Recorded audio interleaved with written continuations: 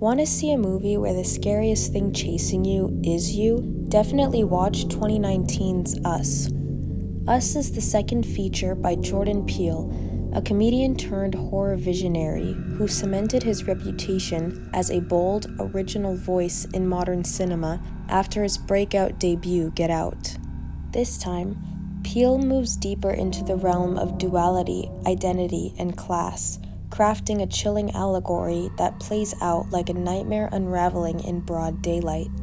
Leading the film is Lupita Nyong'o, delivering a remarkable dual performance that anchors the entire story with grace and intensity.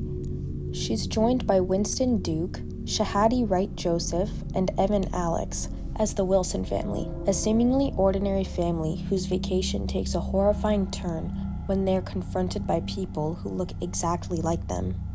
But this isn't just a home invasion story. It's a layered psychological thriller that forces us to confront the shadows we keep hidden and what happens when they demand to be seen. The film opens in 1986. A young girl named Adelaide is at the Santa Cruz boardwalk with her parents. After wandering off on her own, she enters a funhouse of mirrors and comes face to face with something impossible, another girl who looks exactly like her. The trauma from this event leaves Adelaide nearly mute, and her parents are told she'll need creative outlets, like art and dance, to recover. Cut to present day, Adelaide Wilson is now an adult with a family of her own, her husband Gabe, daughter Zora, and young son Jason. They return to Santa Cruz for a summer vacation, staying at Adelaide's childhood lake house. But something about the trip unsettles her. She feels watched, haunted.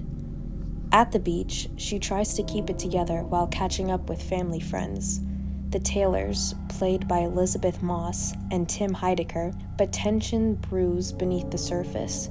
Jason briefly goes missing, and Adelaide is visibly shaken. That night, she tells Gabe about the incident from her childhood.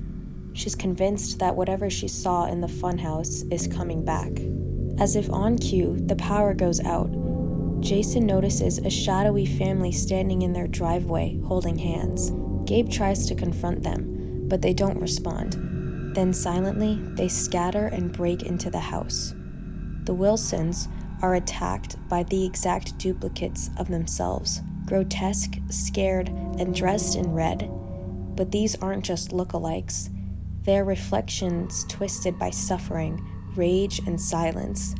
Each family member is paired off against their double.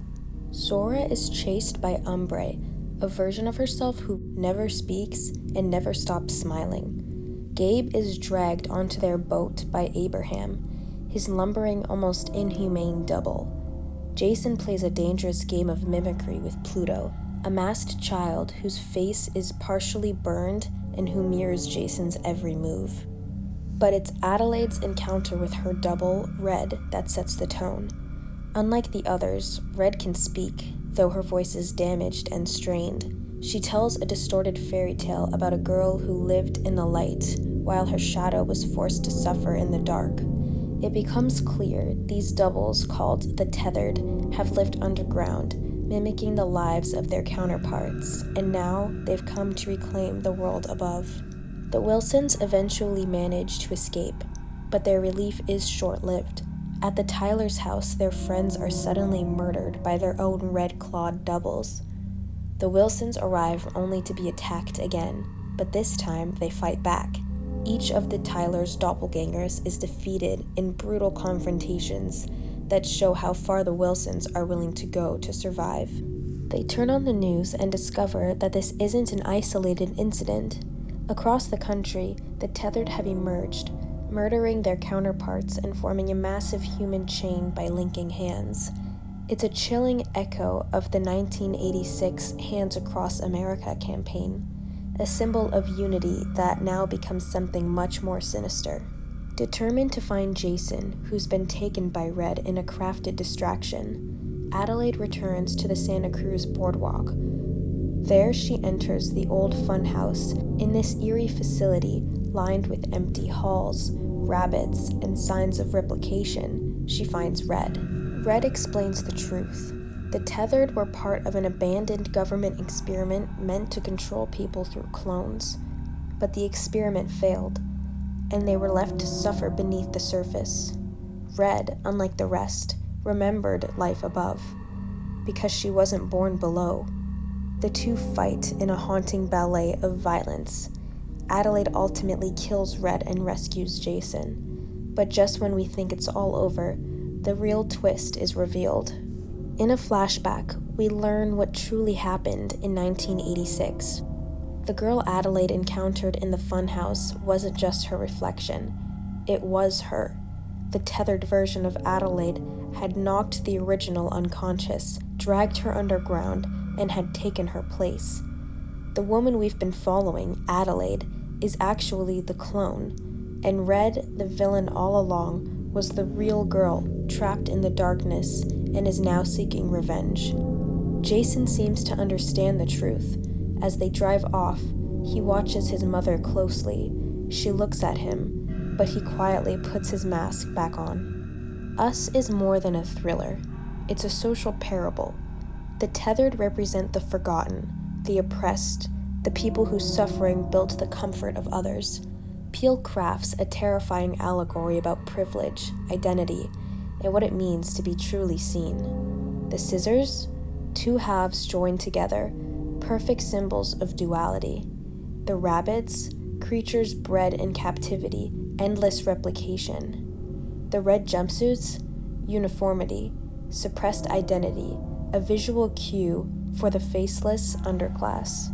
Peele attacked this film with references: Thriller, The Lost Boys, The Shining.